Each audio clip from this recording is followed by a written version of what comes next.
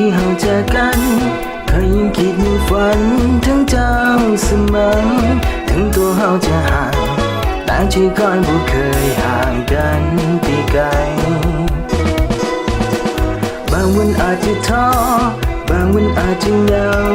แต่ว่าความหาเขามันคงมีใจคอยจะให้สัญญามันหากของเราจะบ่มีวันเปลี่ยนไปบอกว่าจะอยู่ที่ใดก็ตามหรือเราจะเจอกันแสนไกลเท่าไรหากก็ยังคงมันบ่มีวันที่ใจจะไปมีภัยบอกว่าจะอยู่ที่ใดก็ตามใจของใครคนนี้ฉันคอยกอดใจกอดที่เจ้าให้มันให้ที่เจ้ามีความอบอุ่นในใจ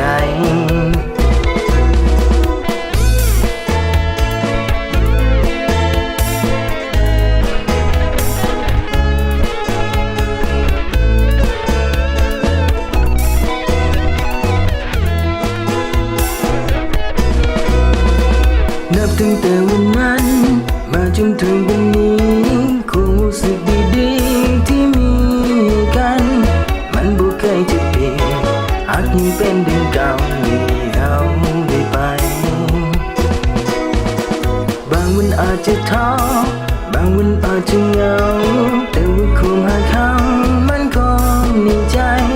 คอยจะให้สัญญามันหากของเราจะบ่มีวันเปลี่ยนไปบอกว่าจะอยู่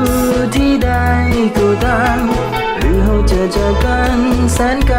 เท่าไรหากก็ยังคงมันบ่มีวันที่ใจจะไปมีภัยบอกว่าจะอยู่ที่ใดก็ตามใจของใครคนนี้ช่วยคอยขอใจกอดที่เจ้าให้มันให้ที่เจ้ามีความอบอุ่นในใจบอกว่าจะอยู่ที่ใด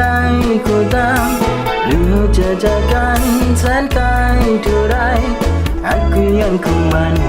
บ่มีวันที่ใจจะไปมีภัยบอกว่าจะอยู่ที่ใดก็ตามใจของใครคนนี้จะคอยขอใจกอดที่เจ้าให้มันให้ที่เจ้ามีความอบอุ่น